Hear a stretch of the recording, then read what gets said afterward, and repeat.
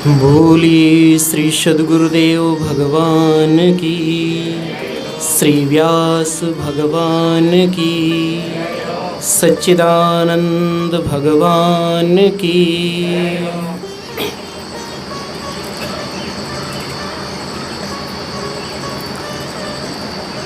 ओम सहना भवतु सहनौ भुनक्तु सह वीर्यं करवावहै तेजस्विनावधीतमस्तु मा विद्विषावहै। ओम शांति शांति शांति।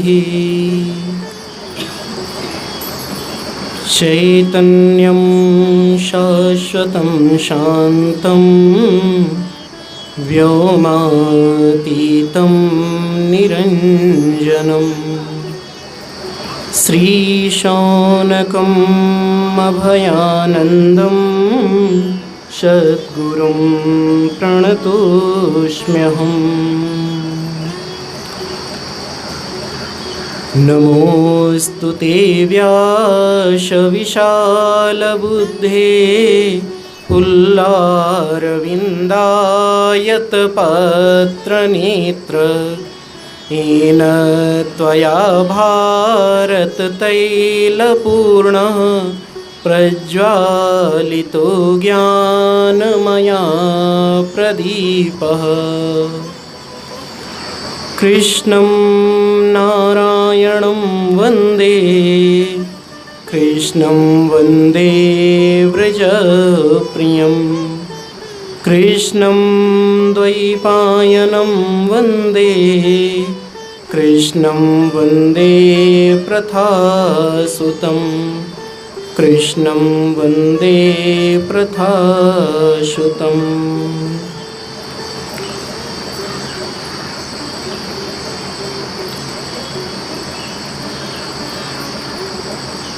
प्रणाम है आप सबको। प्रणाम आप सबके गुरु भक्ति को, और प्रणाम है उस परम तत्व को जो आप सबके अंदर गुरु रूप में विराजमान है, उस परमेश्वर रूप में विराजमान है, एक प्रकाश रूप में विराजमान है। ऐसे उस परम तत्व को कुटसः प्रणाम है। मैं देख रहा हूँ कुछ लोग पीछे बैठे हुए हैं कुर्सियों पर, थोड़ा सा धूप आ गई है। बरामदे में सोफे पड़े हुए हैं, वहाँ पर बैठ सकते हैं, वहाँ से भी दिखेगा। आवाज़ तो पीछे पहुँच रही होगी ना, बरामदे वालों को भी सुनाई पड़ रही। ठीक है।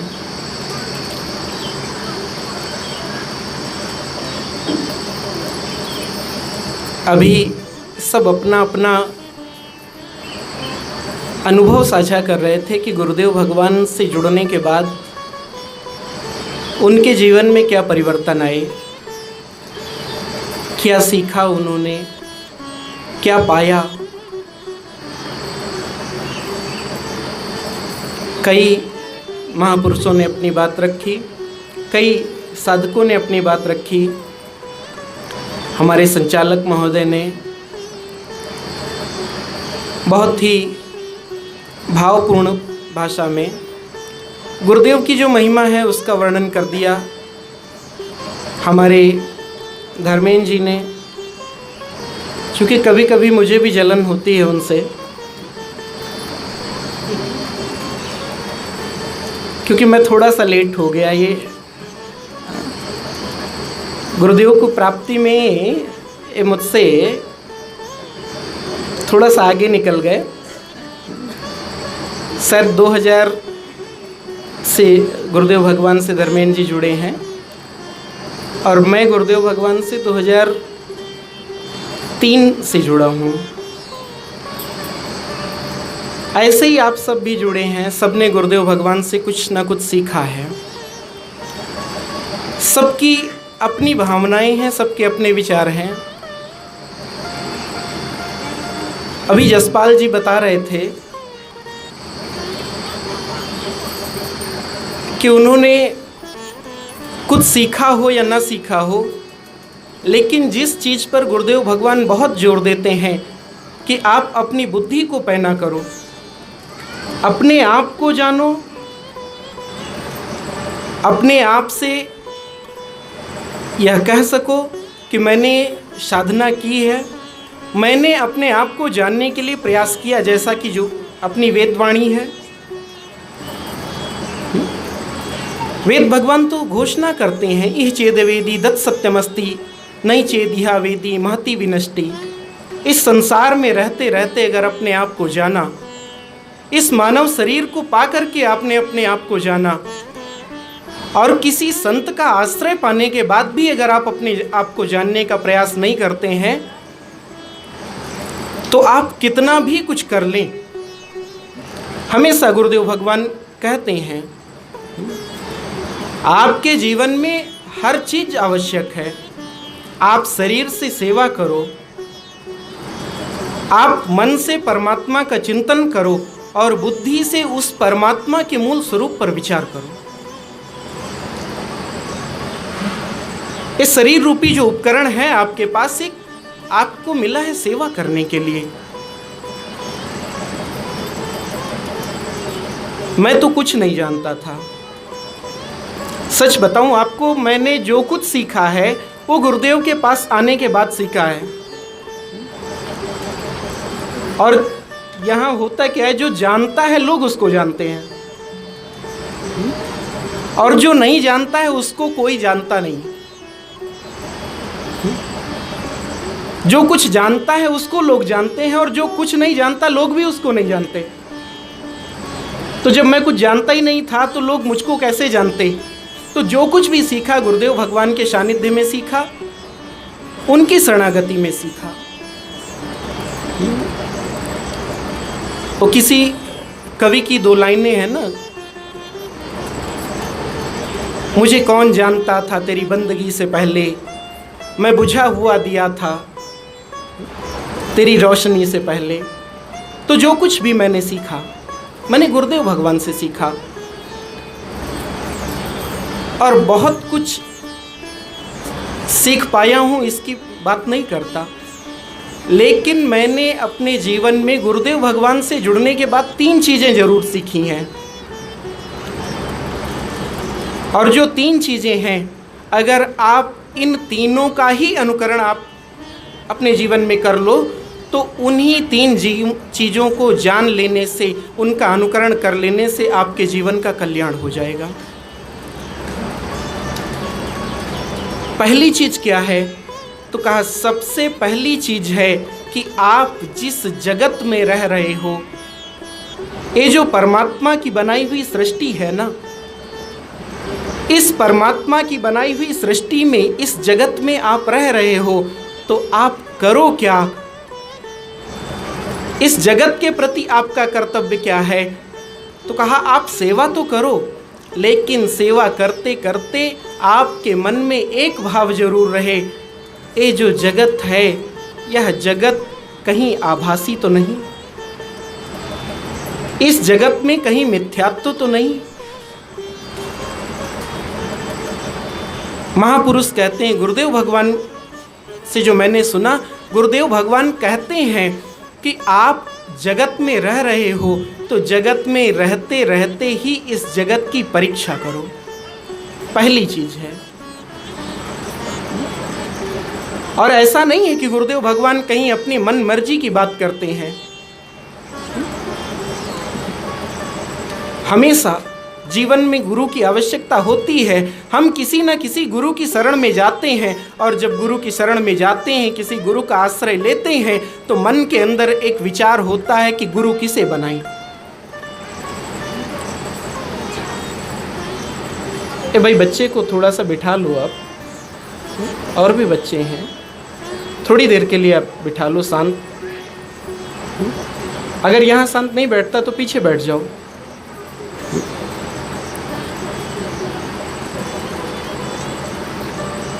इस जगत की परीक्षा करो। मन के अंदर भाव होता है ना कि हम गुरु किसे बनाएं। कुछ लोग एक बात कहते हैं अब पता नहीं वो कहावत कहाँ से लोगों ने सीख ली, कहाँ से दिमाग में आ गई लोगों के। लोग कहते हैं गुरु करो जान के और पानी पियो। सही बात है क्या? एक लाइन तो सही लगती है, आप पानी छान के पियो। और आज देखो बहुत से उपकरण आ गए हैं, आरओ का पानी और दुनिया भर का, वो सारा आपको छान के ही मिलता है। तो पानी आप छान के पियो, पानी आप उबाल के पियो। लेकिन जो दूसरी लाइन है वो दूसरी लाइन सही लगती नहीं मुझे। अब मेरा अपना भाव है, आप लोग पता नहीं सहमत होंगे। दूसरी लाइन है ना, गुरु करो जान के। अरे साहब, आप जिसको जान जाओगे आप उसको गुरु करोगे? मतलब आपने जिसको जान लिया आप उसको गुरु बना रहे हैं। तो आपने जिसको जाना, अगर किसी को जाना तो इसका मतलब यह है कि आप उससे ज्यादा जानकार हो ना। अगर आप सामने वाले से ज्यादा जानकार हो तभी तो आप उसको जान पाओगे। आपकी बुद्धि, आपकी समझ ज्यादा होगी तभी तो आप किसी को जानोगे ना। और अगर हमको लगता है कि नहीं हम गुरु जान करके करें, हमेशा जानने वाला जानी हुई वस्तु से श्रेष्ठ होता है। हमेशा जानने वाला जाने हुए व्यक्ति से श्रेष्ठ होता है। तो अगर आपने गुरु जी को जान लिया, अरे भाई मैंने उनको जान लिया, वो बड़े कुलीन हैं, ब्राह्मण कुल के हैं, मैं उनको गुरु बनाऊंगा। गुरु जाति नहीं होता, गुरु कोई मनुष्य नहीं होता, कोई देह नहीं होती। गुरु एक तत्व होता है। और अगर सीखना है तो आप आदि गुरु भगवान शंकराचार्य जी से सीखो। काशी में स्नान करके आ रहे थे घाट से, रास्ते में भगवान शिव चांडाल के रूप में आते हैं। और जब भगवान शिव चांडाल के रूप में सामने आए, आदि गुरु भगवान शंकराचार्य जी ने, जो अपने शिष्यों के साथ थे, सकरी गली थी, उन्होंने कहा अरे चांडाल परे को हट, किनारे हट, अभी छू लेगा मुझको फिर से नहाना पड़ेगा। और चांडाल ने कहा महात्मन किसको हटाना चाहते हो सामने से? अगर इस शरीर को हटाना चाहते हो तो ये शरीर मैं हूं नहीं, ये देह मैं हूं नहीं। और अगर उस चेतन को हटाना चाहते हो तो वो चेतन तो चिन्मयी है, वो सर्वव्यापक है। फिर किसको हटाओगे आगे, किसको किनारे करोगे? और भगवान आदि गुरु शंकराचार्य जी, जिनको हम भगवान शिव का अवतार ही मानते हैं, ज्ञान अवतार मानते हैं भगवान शिव का, जब हमने देखा, उन्होंने ऐसी स्थिति देखी, उनके मुख से ये विचार सुने, तो उनको प्रणाम करते हैं, चरणों में लेट गए, साष्टांग दंडवत किया और कहते हैं जिसकी ऐसी प्रज्ञा है, जिसकी बुद्धि ऐसी है कि उसकी बुद्धि में ब्राह्मण, क्षत्रिय, वैश्य, शूद्र, कुत्ता, बिल्ली सब एक समान है। व्यवहार अलग होगा लेकिन जिसकी दृष्टि देह पर नहीं बल्कि उस चेतन आत्मा पर है, उस परम तत्व पर है, वही मेरा गुरु है, चाहे वो ब्राह्मण हो चाहे वो चांडाल हो, कोई भी हो, जो ऐसा है वो मेरा गुरु है। आप कहते हो आप जान लोगे तब गुरु करोगे? अगर आपने जानने के बाद गुरु किया तो इसका मतलब कि फिर आप अपने जीवन के बारे में क्या सोच रहे हो ये आपको भी नहीं पता। गुरु को जाना नहीं जा सकता, गुरु के माध्यम से जाना जाता है, गुरु के माध्यम से इस संसार को जाना जाता है। इसलिए कहा परीक्ष लोकान कर्मचितान ब्राह्मणः। अगर आप चाहते हो,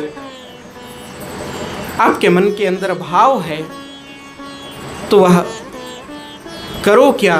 पहली चीज है कि जब गुरु जी के पास आओ, गुरु जी से सीखना है तो पहली चीज सीखो कि गुरु के सानिध्य में रह करके, अपनी मनमर्जी से नहीं, गुरु के सानिध्य में रह करके उनके द्वारा जो निर्दिष्ट है मार्ग, उस मार्ग का अनुकरण करते हुए, उस बताए हुए मार्ग पर चलते हुए आप इस जगत की परीक्षा लो।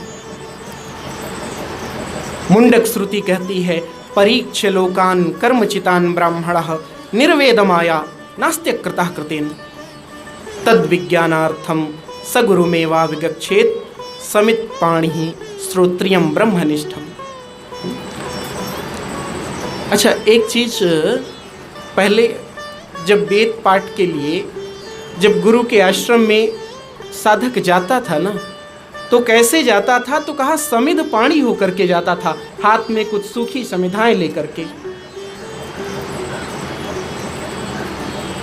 ये जो समिधाएं हैं, ये समिधाएं उसके जीवन का प्रतीक हैं। गुरुदेव, मेरे पास कुछ नहीं है, मैं सब कुछ छोड़ करके आया हूँ, और यह जो समिधाएं हैं ये मेरे देह, मेरे जीवन के रूप में है।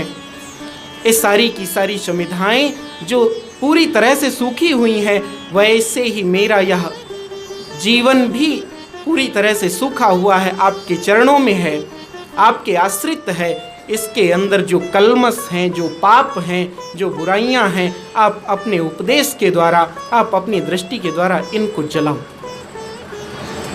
आप इनका समन करो। गुरु एक दृष्टि देते हैं, और जब गुरुदेव भगवान की दृष्टि मिलती है, उनकी दृष्टि प्राप्त हो जाती है, परिणाम क्या होता है? मिलता क्या है उससे? किसी ने कहा गुरु जी के पास चलेंगे, गुरु जी के आश्रम से जुड़ जाएंगे तो हम बहुत माला माल हो जाएंगे, बहुत पैसा हो जाएगा। बोले नहीं, कोई संत आपको माला माल नहीं करता, वो उसका सेकेंडरी फल है, उसका गौड़ परिणाम है।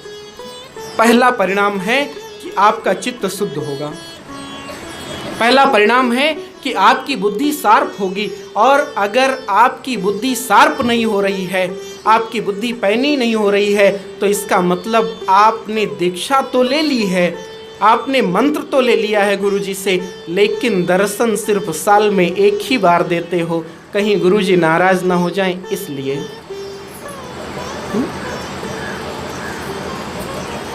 उनका सानिध्य प्राप्त होना चाहिए साधक को, गुरु का दर्शन, गुरु का सानिध्य, उनकी कृपा। जब आप उनके पास बैठोगे, उनके सामने बैठ करके चर्चा करोगे, विवेकानंद का जीवन आता है, कई बार गए हैं रामकृष्ण परमहंस के पास, बहस होती थी, तीखी नोक झोंक होती थी, और जब बहुत चर्चा हो गई, बहुत चीज़ें आई जीवन में, एक समय उनकी बुद्धि ने ठहराव लिया, नहीं मुझे यहीं रुकना है, यही मेरा गंतव्य है, इन्हीं का सानिध्य प्राप्त करना है। एक छोटी सी घटना, समर्थ गुरु रामदास बैठे हुए थे एक सड़क के किनारे किसी पेड़ के नीचे। लोग उनको कहते थे वो सच्चे बादशाह हैं। उसी समय सड़क के किनारे एक अंधा व्यक्ति खड़ा था, सड़क पार करना चाह रहा था। किसी ने कहा, देखा वो अपना माला जप रहे थे, बैठे भगवान का जप कर रहे थे। लोग देख रहे थे कि उनके सामने से अंधा व्यक्ति जा रहा है, वो सड़क पार नहीं करवा रहे हैं। एक कोई थोड़ा सा समाज सेवक था, समाज के लिए चिंता करने वाला, उसने उसको सड़क पार करवाई, और उसके बाद आकर के समर्थ गुरु रामदास से कहता है, अरे काहे के बादशाह तुमको लोग बादशाह कहते हैं, तुम काहे के बादशाह हो? तुम्हारे सामने एक अंधा व्यक्ति खड़ा है, सड़क पार करने का प्रयास कर रहा है, तुम उसको सड़क भी नहीं पार करवा सकते। तुमसे ज्यादा मानवता, तुमसे ज्यादा करुणा तो मेरे अंदर है, मैंने उस आदमी को सड़क पार करवाई। समर्थ ने कहा, अरे बालक, तुमने जो काम किया वो संसारी व्यक्ति का है, लेकिन गुरु का काम ये नहीं होता। गुरु किसी को इस सड़क से पार नहीं करवाता है, हाथ पकड़ के पार नहीं करवाता। गुरु का काम ये है कि गुरु उसको ऐसी दृष्टि दे देता है कि वो औरों को सड़क पार करवाए।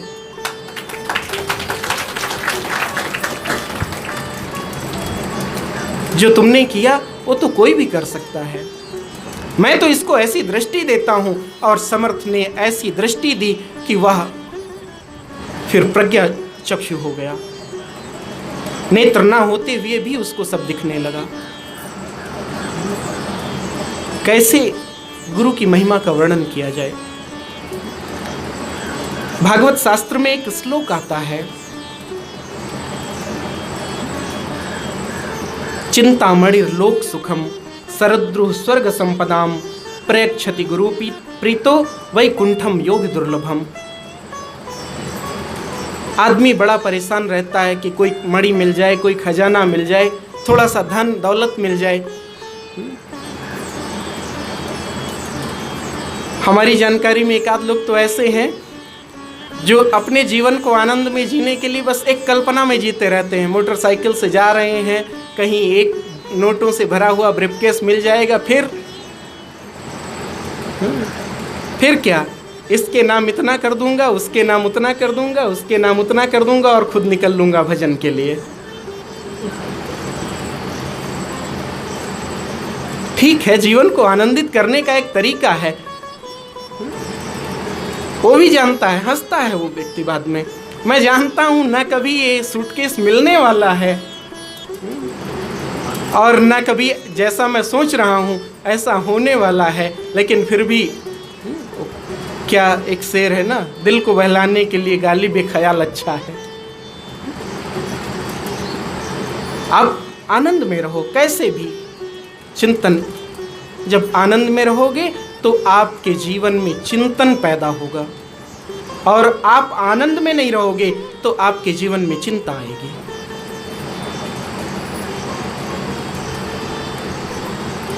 लोगों के मन में भाव होता है कि मणि माणिक्य मिल जाए उससे सुखी हो जाऊंगा। किसी के मन में होता नहीं, मैं तो कल्पवृक्ष के नीचे बैठ जाऊं, पारिजात के नीचे। वो माना जाता जो पारिजात का वृक्ष है वही कल्पवृक्ष है, उसी के नीचे बैठने से मनोकामनाएं पूरी होती। एक मजे की बात बताऊं, एक बार मैं गया उधर बाराबंकी की तरफ, एक स्थान है महादेवा, वहां पर वो पारिजात का वृक्ष है। उसके नीचे एक लड़का था, डलिया में रख के कुछ उसके फूल बेच रहा था, 50 रुपए का एक फूल। हम 2-3 लोग थे, उसने आवाज लगाई, बाबा जी ये ले जाइए, अपने भक्तों को दीजिए, अपने पास रखिए, हमेशा लक्ष्मी बनी रहेंगी, खजाने भरे रहेंगे, सारी मनोकामनाएं पूरी हो जाएंगी। मैंने कहा, अरे अगर इस फूल से कामना पूरी होती ना तो तू इस पेड़ के नीचे बैठ करके फूल बेच नहीं रहा होता 50-50 रुपए में।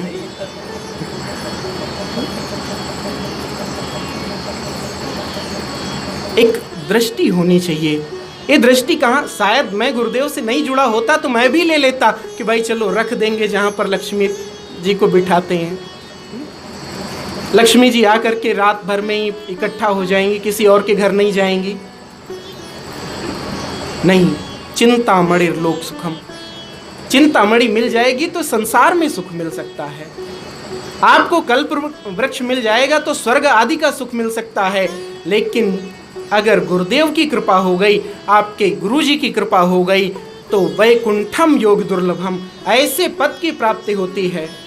प्रेक्षति गुरु प्रीतो वैकुंठम योग दुर्लभम, गुरुदेव की कृपा से वह पद प्राप्त हो जाता है जो योगियों के लिए भी दुर्लभ है।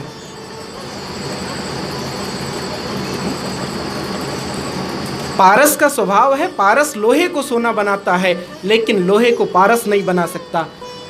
परंतु गुरु का स्वभाव है कि गुरु एक शिष्य को गुरु बना देता है। ये और कहीं नहीं मिलेगा आपको। तो गुरुदेव के पास रह करके मैंने जो पहली चीज सीखी, वो पहली चीज सीखी कि इस जगत की परीक्षा करो, और जब इस जगत की परीक्षा करोगे तो इस जगत में आपको नजर आएगा कि जो कुछ भी है सब का सब मिथ्या है। सर्वम जड़म इति, सर्वम अल्पम इति। तब तो बोले जब आप इस जगत की परीक्षा कर लो तो इस जगत की परीक्षा करने के बाद फिर खुद की समीक्षा करो, मैं कौन हूं और इस संसार में क्या सिर्फ मैं खाने के लिए ही आया हूं? खाने, बच्चे पैदा करने, पूरा परिवार चलाने, और उसके बाद थोड़ा सा सामाजिक दायरा बनाया और सामाजिक दायरा बनाने के बाद चला गया। बोले सिर्फ यही उद्देश्य है क्या जीवन का? सिर्फ इतना ही? बोले अगर जगत की परीक्षा हो जाए तो खुद की समीक्षा करो। को हम कस्तम कुत आयाता कामे जननी को में ताता। मैं कौन हूं, मेरा कारण कौन है, मेरे आने का प्रयोजन क्या है, क्यों आया हूं? अगर आपने अपने आने का प्रयोजन नहीं खोजा, अपने कारण को नहीं जाना, तो इस संसार में रह करके अगर 100 साल भी आप जीते हो तो वह आपका 100 साल जीना व्यर्थ है। और कोई 5 साल में आकर के अपने आने का कारण खोज के चला गया तो महापुरुष हो जाता है। वो पूरे जीवन काल, उसका 5 साल का जो जीवन काल है वह 5 साल का जीवन काल भी शास्त्र में अमिट हो जाता है। आदि गुरु भगवान शंकराचार्य जी को तो मात्र 16 वर्ष की अवस्था प्राप्त हुई थी। 15वें वर्ष में वह ब्रह्मसूत्रों पर भाष्य लिख रहे थे। व्यास जी आए, जिनका आज प्राकट्य दिवस है, और जब वो आए उनके साथ संवाद हुआ। उस संवाद के बाद उन्होंने देखा अरे ये तो साल भर बाद इस संसार से जाने वाले हैं। तो उन्होंने अपने तपोबल से 16 वर्ष की अवस्था आदि गुरु भगवान शंकराचार्य जी को और प्रदान की। इस तरह उनकी कुल अवस्था हो गई 32 वर्ष। और 32 वर्ष की अवस्था में उन्होंने इतने बड़े कार्य किए हैं। दक्षिण वाले को उत्तर वाले से कैसे जोड़ा जाए, इसके लिए एक नियम बनाया कि उत्तर में जो बद्रीनाथ और भगवान केदारनाथ के पुजारी हैं, वह पुजारी गंगोत्री यमुनोत्री में जो रहने वाले पुजारी हैं वो कौन होंगे? तो कहा साउथ के, दक्षिण के जो नम्बूद्री पाद ब्राह्मण हैं वो वहाँ पूजा करेंगे। अब दूसरे उन्होंने कहा भाई इधर से आप गंगोत्री से जल भरो, संस्कृति का, विचारों का आदान प्रदान होना चाहिए ना।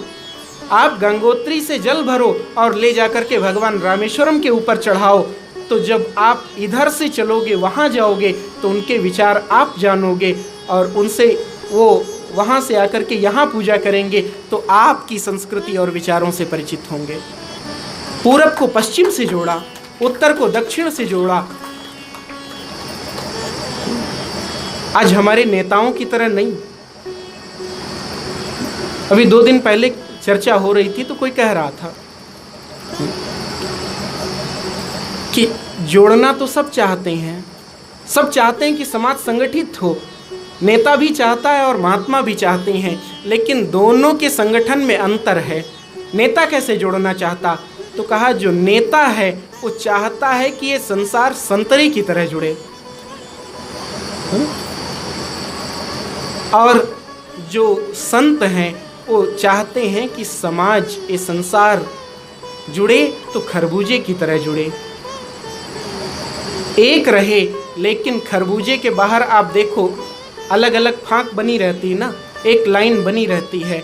तो कहा एक वर्ण से दूसरे वर्ण के बीच, एक व्यक्ति से दूसरे व्यक्ति के बीच, एक संबंध से दूसरे संबंध के बीच मर्यादा की सीमा बनी रहे, मर्यादा की रेखा बनी रहे। और नेता कैसे जोड़ते हैं?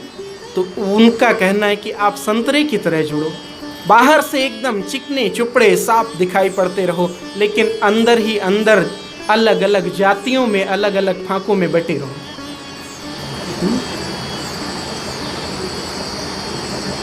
पता नहीं कहाँ से इतनी जातियां आ गई, ब्राह्मण, क्षत्रिय, कुर्मी, वैश्य, कहाँ से। हमारे यहाँ 4 वर्ण थे शास्त्रीय विधान के अनुसार। आप कहाँ पैदा हुए मायने नहीं रखता, लेकिन भगवान श्री कृष्ण ने जो विभाजन किया, उनका विभाजन था कि अगर आप सेवा करते हो तो आप शूद्र हो। कोई घृणित काम नहीं है, सेवा का कार्य भगवान श्री कृष्ण ने किया है। आप किसी को घृणित दृष्टि से नहीं देख सकते। भीलनी का जीवन है, कुब्जा का जीवन है, संत रविदास का जीवन है, जिन्होंने अपने कठौते में ही गंगा जी का अवतरण कर लिया। अगर सेवा करो तो आप शूद्र। आप कोई व्यवसाय करते हो समाज के लिए, समाज की अर्थव्यवस्था को आगे बढ़ाने के लिए आप व्यवसाय करते हो, मतलब आप वैश्य हो गए। आपके अंदर सामर्थ्य है, 10 लोग आपकी बात मानते हैं, आपने कह दिया नहीं ये पीड़ित है, इसके साथ ऐसा होना चाहिए। आपका रक्त किसी पीड़ित को पीड़ित देख करके खौलता है, आप उसकी रक्षा के लिए आगे बढ़ सकते हो, तो आप क्षत्रिय हो। और अगर आप के अंदर वेद के मंत्रों को जानने की सामर्थ्य है, वेद के रहस्य को समझने की सामर्थ्य है, गुरु तत्व पर विचार करने की और गुरु तत्व की महिमा को लोगों के पास समझाने की सामर्थ्य है, तो आप ब्राह्मण हो। उसके अलावा जितनी भी जातियां हैं वो अनर्गल व्यर्थ का प्रलाप हैं, लोगों के द्वारा बनाई गई हैं सिर्फ हमको आपस में लड़ाने के लिए। ये हमारी व्यवस्था है, ये वैदिक व्यवस्था है। श्रुति के अनुसार हमारा विभाजन है, स्मृति के अनुसार विभाजन। आप स्वयं की समीक्षा करो, कौन हम। और जिस दिन आपको पता चल जाए, आपके मन के अंदर ये जिज्ञासा पैदा हो कि मैं कौन हूं, उस जिज्ञासा को लेकर के किसी ब्रह्मनिष्ठ गुरु की शरण में निकल पड़ो। एक छोटी सी घटना और बताऊं, बस 5-10 मिनट में अपनी बात खत्म करूंगा। एक छोटी सी घटना। हमारे दादा गुरुदेव जी पूज्यपाद स्वामी चिन्मयानंद जी महाराज, संस्थापक सेंट्रल चिन्मय मिशन,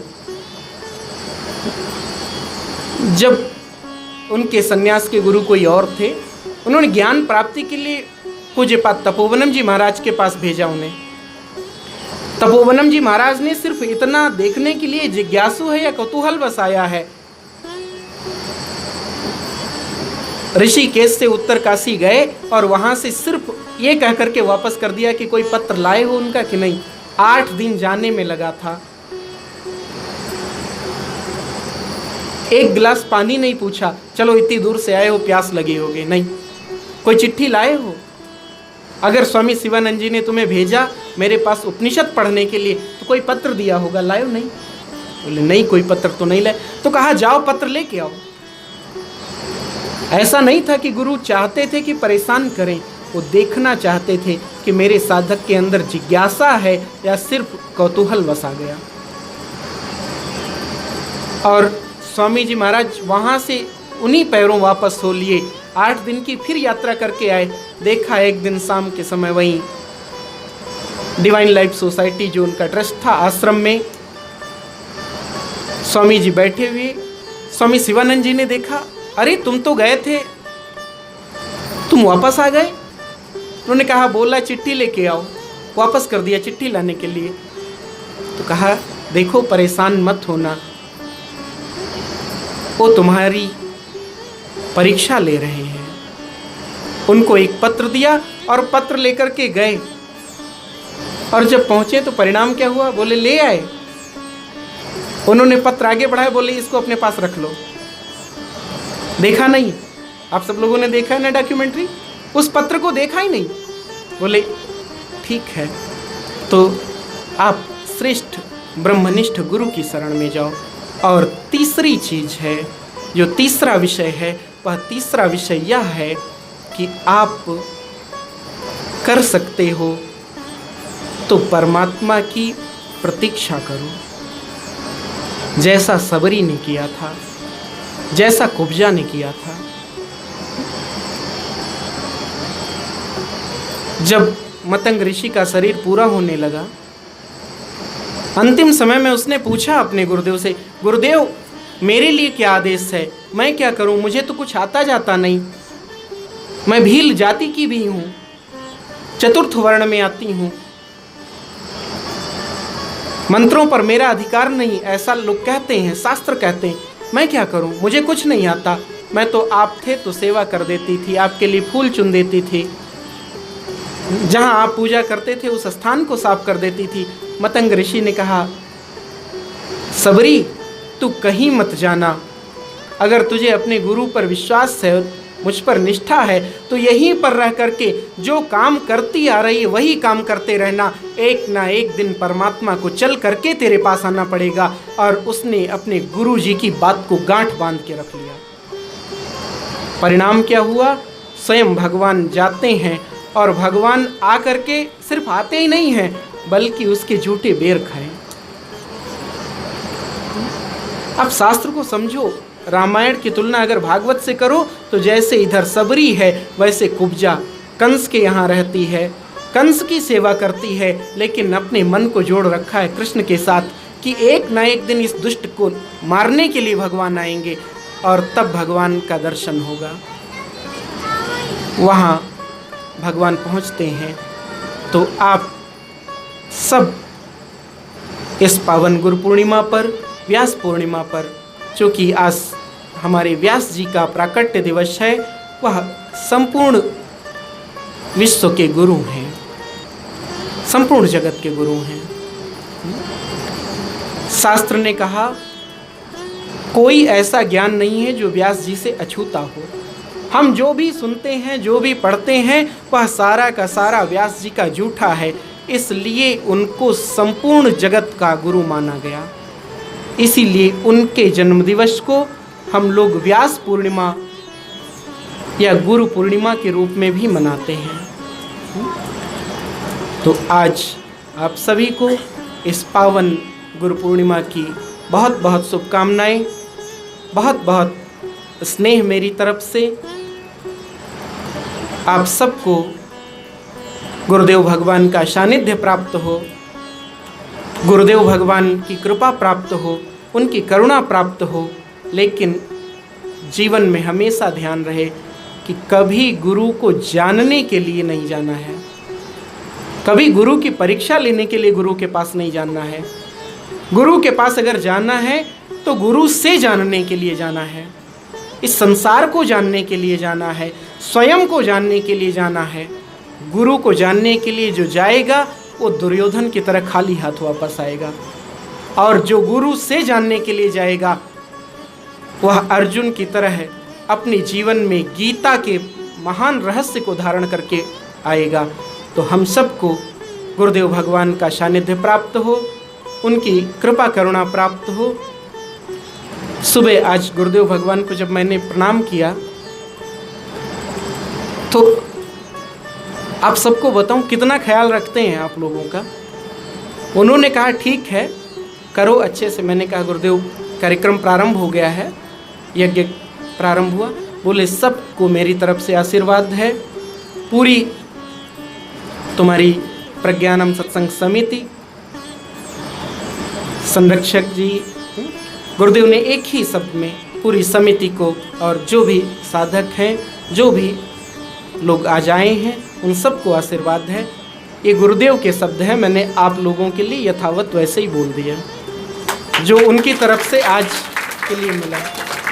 उन्होंने कहा देखो परिस्थिति ऐसी है, शरीर से नहीं रह सकता, लेकिन मैंने प्रारंभ में ही कहा था गुरु देह नहीं है, गुरु शरीर नहीं है, गुरु तत्व है। आप आंख बंद करके अनुभव करो, महसूस करो, आपको हर एक के अंदर अपने गुरुदेव दिखाई पड़ेंगे, वो तत्व दिखाई पड़ेंगे। आप माला लेकर के बैठते हो, जब नहीं होता आप आंख बंद करके अपने गुरुदेव भगवान का स्मरण करो। किसी शायर ने बहुत अच्छी बात कही, मेरे गुरुदेव मेरी तस्बीह के दाने हैं, मैं नज़रें फेर लेता हूँ, इबादत हो ही जाती है। आप सबको गुरुदेव के शब्दों में जैसा उन्होंने कहा था मैंने यथावत वैसा ही कह दिया। चूँकि आप सब के बीच रहता हूँ, आश्रम का संयोजन करता हूँ, उसका दायित्व है। तो जो हमारी यह प्रज्ञानम सत्संग समिति है, इस समिति से जुड़े हुए जो भी लोग हैं, चाहे हमारे डॉक्टर साहब हों, श्री राजकुमार तिवारी जी हों, अवधेश जी हैं, हनुमान जी हैं, विशंबर दयाल जी, धर्मेंद्र जी, कई युवा कार्यकर्ता हैं, पीयूष मिश्रा जी, जसपाल जी, सबके नाम तो नहीं लिए जा सकते। कुछ लोग बहुत मौन साधना करते रहते हैं, सेवा करते रहते। यदुनाथ हैं, अवधेश त्रिवेदी जी हैं, हेमनाथ जी हैं। और आपको बताएं, इतना बढ़िया सजा दिया फूल नहीं थे, मुन्ना, ये उसकी सेवा है। ये जहाँ आप बैठे हैं, ये सारी लल्लू राम वर्मा जी की तरफ से सेवा है। तो जिन्होंने भी इस कार्यक्रम में किसी रूप में सहयोग किया, किसी से किसी प्रकार के सहयोग के लिए नहीं कहा गया, हमेशा तो आप सहयोग करते हो, आपका आश्रम है। जब कभी समस्या आती है, कहीं लगता है, वैसे तो कोई समस्या ही नहीं है गुरुदेव की कृपा से, लेकिन जब कभी लगता है कि आश्रम को धन की आवश्यकता है, आप धन देते हो। जब कभी लगता है कि आपके सहयोग की आवश्यकता है, शारीरिक श्रम। एक दिन की घटना है, गुरुदेव भगवान यहीं थे, ग्रहण पड़ रहा था, सुबह हवन नहीं होना था। हमारे हनुमान जी आए, उन्होंने कहा आज हवन नहीं है तो अभी सब लोग बैठ के बात करेंगे, चलो सेवा करते हैं। इसमें बहुत बड़ी बड़ी घास लगी थी और पहले तो पैंट पहन के आए थे, बैठे पैंट पहन के, फिर लगा कंफर्टेबल नहीं है तो पैंट उतार के किनारे रख दिया।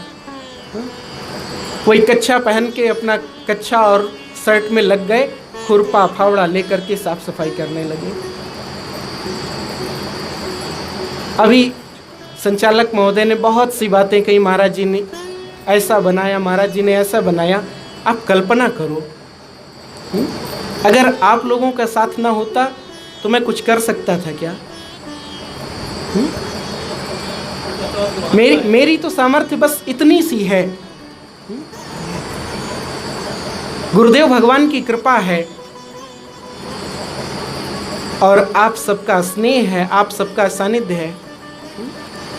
लगभग अभी जो चर्चा की आपने, उस कोरोना संकट काल में जब प्रवासी मजदूर आ रहे थे, एक दिन मन के अंदर भाव आया कि कुछ सेवा होनी चाहिए।